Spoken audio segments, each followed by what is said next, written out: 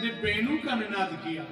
वेणु किसको बोलते हैं? जिसके सामने विषयानंद और ब्रह्मानंद दोनों अनु हो जाएं, ऐसी बांसुरी को वादन किया। गोपियों को लगा 84 कोष की जो स्त्री है ना, उसमें जितनी कार्यरत गोपी है, सबको लगा मेरा नाम गाया। सबसे पहले हमें यह जानना ही होगा गोपी क्या है। गोपी कोई लहंगा फरिया है क्या है? गोपी भजन की सबसे ऊंची ध्वजा का नाम गोपी है। गोपने प्रणत है। भक्ति का जो छुपा के रखे, जो दिखावा नहीं करे, वही गोपी है। एक और बात, दंडक वन में श्री राम माता जानकी के साथ जोड़ी है बड़ी सुंदर। आज दंडक वन ऋषि अपने नित्य कर्मों से निवृत्त होकर सुंदर वृक्षावली में बैठे। परमात्मा राम के दर्शन हुए। बगल में जगत जननी माता सीता को देख, उन संतों के 1.5 हाथ की दाढ़ी है। उन महात्मा को लगा प्रेम के आंसू बहने लगे। हम कितने अच्छे लगेंगे यदि परमात्मा के साथ, राम जी के साथ हम स्त्री रूप में हैं। 1.5 हाथ की दाढ़ी है। भाव गोपी भाव आ गया। सभी दंडकवासी ऋषि ब्रज में गोपी बन के आ गए, ऐसा लिखा है। राजा बलि के दरबार में वामन भगवान की सुंदरता को देखा दैत्य कन्याओं ने देखा, वो सभी ब्रज में गोपी बन के आ गए। हमारे वेद में 1 लाख मंत्र हैं, 80,000 मंत्र तो कर्मकांड के हैं। जो 80,000 मंत्र कर्मकांड के, वो ब्रज में गोपी बन के आए।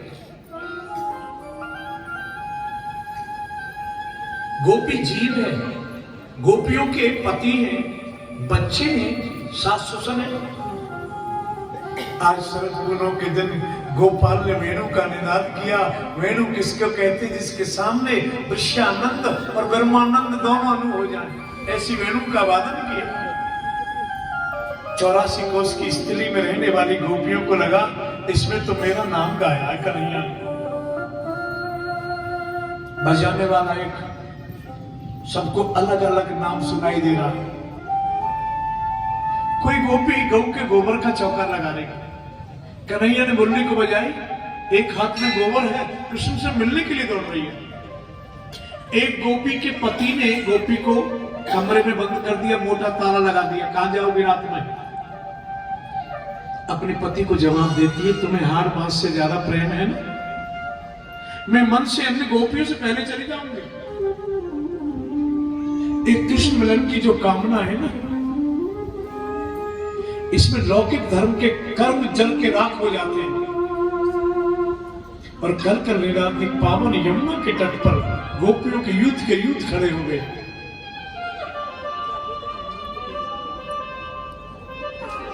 कन्हैया गोपियों का स्वागत कर रहे हैं कि स्वागतम मां भागा किंब कारवाणि में विजयशरणम कश्चित दूतागमन कारणम। देवियों मैं आपका स्वागत करता हूं। और स्वागत करते करते कृष्ण ने पूछ लिया, दूतागमन कारणम का मतलब है क्यों आई हो?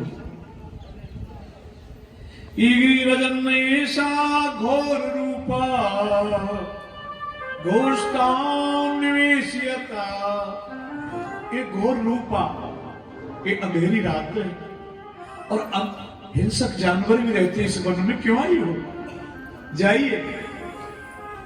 गोपियों को बड़ा विचित्र लगने लगा। पहले स्वागत करते फिर भेजते। परमात्मा इसका मतलब क्या होता है? भगवान सबको एक बार बुलाते हैं कि मेरी शरण में आ जा। तो ठोक पीट के देखते कच्चा है कि पक्का है। एक सच्चा भगत है, पाखंडी है। यदि सच्चा मेरे चरणों में मन लग गया होगा, लाख बड़ाई करने से वापस नहीं जाएगा। यदि वासना को लेके आगे आए तो वापस चला जाएगा। तो गोपियों से कहते आप जाइए। ये पतिव्रता का धर्म नहीं है। अपने पति और बच्चों को तुम छोड़ के चली आई, मेरे जरा सी मुरली क्या बने। और देवियों, मैं एक पतिव्रता की कथा आपको सुनाता। श्री यमुना किनारे, कल कल पावन यमुना के किनारे गोपियों को भगवान कथा सुना रहे पतिव्रता धर्म की। देवियों, एक अग्नोत्री ब्राह्मण थे। अग्नोत्री किसको कहते हैं? जिसके घर में रोज हवन हो। उसके 2.5 वर्ष का एक पुत्र था। इतना गरीब, इतना वृद्ध ब्राह्मण था। उसके शरीर की एक एक हड्डी आप गिन सकते थे। आज लकड़ी काट के लाता था, बेचता था, तब जैसे तैसे गुजारा करता था। आज वो ब्राह्मण लकड़ी काट के लाया, गट्ठा डाल दिया घर के सामने। इतना थक गया, बिक्री नहीं हुई, अपनी पत्नी की गोद में ही सो गया। उसका जो 2.5 वर्ष का बालक है, कहीं से धीरे धीरे हवन कुंड में धू धू करके अग्नि जला। हम भी जानती हैं 2-4। अब गोपी कन्हैया को कथा सुना रही है, सुनाओ। गोपियां कहते, हे कन्हैया, एक पति पत्नी थे, बड़े प्रेमी थे, बड़ी अच्छी बात है। उसका पति परदेश में कमाने के लिए चला गया। इतना प्रेम करती थी, उसके फोटो को छाती से लगा के रखती थी, अगरबत्ती लगाती और भोग लगाती थी। आज 5 दिन हो गए, आज 15 दिन हो गए, एक दिन गिनती है। उसका पति 1 वर्ष के बाद आया। वो अपने पति के फोटो की सेवा कर रही थी, पूजा कर रही थी, भोग लगा रही थी। उसके पति ने आके दरवाजा खटखटाया, खोलो ना जी।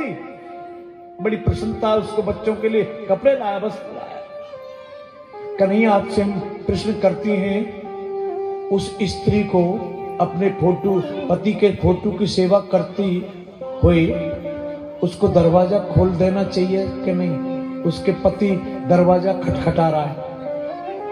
कन्हैया कहते, ये भी पूछने की बात है? जब सच्चे के पति आ गए तो झूठे की पूजा क्या? गोपियां कहती, आपने अपने मुख से कर दिया निर्णय, ये सब झूठे के पति हैं, सच्चे पति तो आप हो भगवान। आत्मा का पति तो कृष्ण है।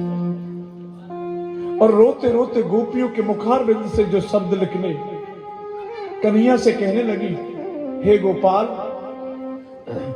कि ऐसे बर को क्यों बरे,